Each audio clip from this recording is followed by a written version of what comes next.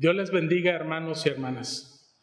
Continuamos celebrando nuestros cultos de Semana Santa 2020. Hoy es un día de luto para el pueblo cristiano porque estamos conmemorando la crucifixión y muerte de nuestro Señor y Salvador Jesucristo. Les invito a reflexionar en la palabra de Dios para este día. El título de este mensaje es La corona de Cristo, basada en Mateo capítulo 27, del 27 al 31. La Biblia nos enseña que para que Dios pudiese justificar a los creyentes sin pasar por alto su justicia, su Hijo debía sufrir de una manera inimaginable. Ningún otro ser humano en la historia ha padecido más que nuestro Señor Jesucristo, tanto en lo físico como en lo emocional y en lo espiritual. Sus sufrimientos fueron únicos, porque su castigo fue único para él de parte de Dios y porque él era único también. El castigo que recibió fue único no solo de parte de los hombres, sino también de parte de Dios. Y nuestro Dios quiso que nosotros supiéramos esto, que no fuésemos ignorantes de lo que significó para Cristo venir a salvarnos. El Señor quería que nosotros pudiésemos imaginar tan solo cuán grande fue el amor con que nos amó y cuán costosa fue nuestra salvación en Él. ¿Para qué? Para que confiemos en Él, le glorifiquemos y le adoremos. Es por eso que en el relato de los evangelios se narra con tanto detalle la semana de pasión más que cualquier otro aspecto de la vida de Jesús. Y uno de esos detalles crueles en el cual me quiero enfocar en esta ocasión es la corona de espinas con la que Jesús fue coronado antes de su crucifixión. El Espíritu Santo inspiró a los evangelistas Mateo, Marcos y Juan para que incluyeran ese horrible detalle en las narraciones de la pasión. Quiero leer las Escrituras en Mateo capítulo 27, del 27 al 31. Entonces los soldados del gobernador llevaron a Jesús al pretorio y reunieron alrededor de él a toda la compañía. Y desnudándole, le echaron encima un manto de escarlata y pusieron sobre su cabeza una corona tejida de espinas y una caña en su mano derecha. E hincando de rodillas delante de él, le escarnecían diciendo: «Salve, Rey de los judíos». Y escupiéndole, tomaban y le golpeaban en la cabeza. Después de haber escarnecido, le quitaron el manto, le pusieron sus vestidos y le llevaron para crucificarle. La pregunta es, ¿qué significado podemos ver en esa corona con que Cristo fue coronado? Hay tres aspectos que quisiera considerar. En primer lugar, la corona de Cristo significa humillación. Sabemos que la intención obvia de estos soldados no era únicamente la de torturar al Señor, sino también burlarse de Él. Algunos comentaristas entienden que la burla iba más dirigida a la nación de Israel que a Cristo mismo como persona. Pero si bien puede haber algo de cierto en esto, no podemos pasar por alto que era el Señor quien estaba siendo torturado y escarnecido. Pensemos en esto. El Rey de la Gloria no solo había asumido una naturaleza humana, lo que en su caso era de por sí una gran humillación, sino que ahora voluntariamente desciende a un punto más bajo todavía. Permitió que sus criaturas pecadoras le hicieran objeto de sus burlas. Los soldados romanos hicieron un carnaval ese día y el personaje central de ese desfile horrendo no fue otro que el Rey de Reyes y Señor de Señores, representando una caricatura de un débil y desdichado monarca. Los soldados lo llevaron al cuartel vecino, dice la Escritura, y allí satisfacieron sus instintos más crueles con los sufrimientos de Jesús.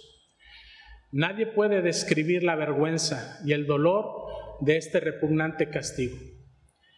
¿Qué significaría para nuestro Señor, con su honor y amor por la humanidad, el ser maltratado por aquellos hombres impíos y experimentar en carne propia la más extrema crueldad de la naturaleza humana? Los soldados se daban gusto en esta obra y agregaban al insulto y la crueldad en su castigo. El Evangelio nos dice que cuando acabaron de azotarle, le hicieron sentar, pusieron sobre sus hombros un manto de escarlata en burlesca imitación de un manto real y le pusieron un pedazo de caña en las manos como cetro. Y tejiendo algunas ramas de espinos de zarza y dándole la apariencia de una corona, clavaron cruelmente las punzantes espinas sobre su cabeza. Entonces, pasando delante de él, cada uno por turno hincaba la rodilla, mientras al mismo tiempo le escupían en su semblante y tomaban de su mano la caña y le golpeaban la cabeza y el rostro. Aquello fue sencillamente una manifestación de la naturaleza humana caída en su odio y desprecio hacia Dios. Pero esta corona de espinas tan humillante y vergonzosa tiene un significado positivo también para la humanidad. En segundo lugar, la corona de Cristo significa redención. Esta corona le anuncia al mundo que Cristo vino para salvar a los pecadores, y eso por necesidad implicaba llevar toda la vergüenza y el sufrimiento. Esa corona de espinas fue puesta sobre su cabeza por los soldados romanos con la intención perversa, pero al igual que la cruz, fue también por la voluntad del Padre que el Señor fue humillado hasta lo más bajo para poder llevar sobre sí nuestra vergüenza por causa de nuestros pecados, para que nosotros pudiésemos recibir no una corona de espinas, sino la corona de vida. Cristo debía llevar esa corona de espinas y de muerte. No podía ser de otro modo. El Salvador de los pecadores debía sustituirlos en todo, aún en nuestra vergüenza y humillación. Para que los pecadores pudiesen ser salvos, Cristo debía tomar sobre sí toda la maldición que el pecado merecía. Y llama la atención el hecho de que en ese momento Jesús fuese coronado con una corona de espinas, siendo que parte de la maldición que vino sobre la tierra por causa del pecado del hombre es el hecho de que produzca espinos y cardos. Eso lo vemos en Génesis capítulo 3, versículo 18. En ese momento el Señor estaba llevando incluso la maldición que pesa sobre la naturaleza, de tal modo que ésta pudiese ser liberada también de la esclavitud cuando Jesús regrese en gloria. El apóstol Pablo dice en Romanos capítulo 8, versículo del 20 al 21, que la creación fue sujeta a vanidad, no por su propia voluntad, sino por causa del que la sujetó en esperanza, porque también la creación misma será liberada de la corrupción a la libertad gloriosa de los hijos de Dios. Por eso podemos hoy predicar el Evangelio y ofrecerle al pecador el perdón de todos sus pecados en Cristo, porque el Señor estuvo dispuesto a sufrir lo que sufrió, incluyendo la maldición de la que fue objeto en aquel día. En tercer lugar, la corona de Cristo significa victoria. Por un lado, la corona de Cristo nos recuerda que nosotros somos seguidores de uno que primero fue a la cruz y luego entró en la gloria. Uno que primero fue burlado por el mundo pecador, aunque algún día todos tendrán que postrarse ante Él y reconocer que Jesucristo es el Señor para gloria de Dios Padre. Si somos seguidores de ese Cristo, nosotros tendremos que transitar por ese mismo camino. Primero la cruz luego la gloria. No puede ser de otro modo. Hebreos capítulo 12, versículo 2 dice: puestos los ojos en Jesús, el autor y consumador de la fe, el cual, por el gozo puesto delante de él, sufrió la cruz, menospreciando lo oprobio, y se sentó a la diestra del trono de Dios.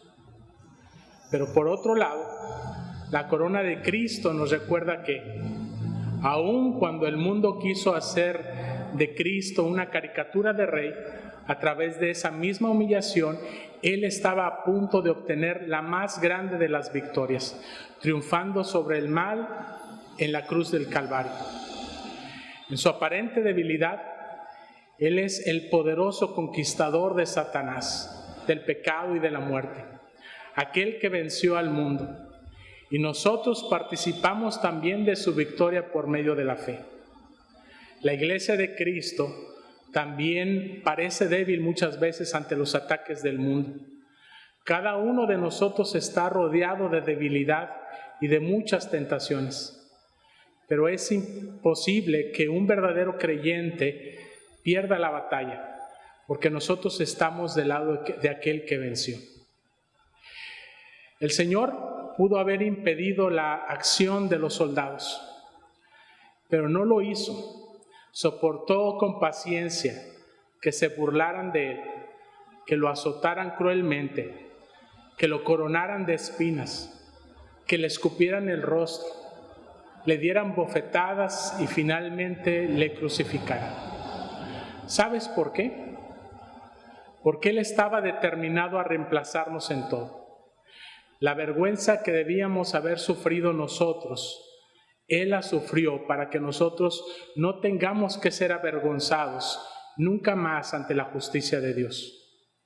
Fue por nosotros que hizo lo que hizo y soportó lo que soportó, para que tú y yo fuésemos reconciliados con el Padre, para poder otorgarnos su justicia, el perdón de nuestros pecados y el don de la vida eterna. Amados hermanos, en este tiempo en que tanto se habla y se padece a causa de un virus llamado corona, el pueblo cristiano tiene que poner su vista en otro tipo de corona, en la corona de Cristo, por cuya humillación, redención, victoria, también se ha sentado a la diestra del Padre, no con una corona corruptible de espinas, sino con una corona de honra y de gloria como Rey de Reyes y Señor de Señores. Por tanto, reconozcamos con fe a nuestro Salvador y Rey y alabémosle con todo corazón.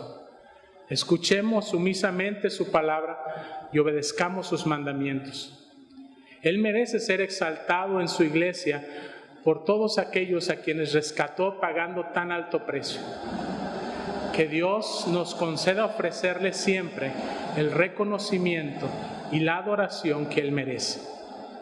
Finalmente te pregunto, ¿Jesucristo es tu Salvador y Rey? Que Dios les bendiga y les guarde. Amén.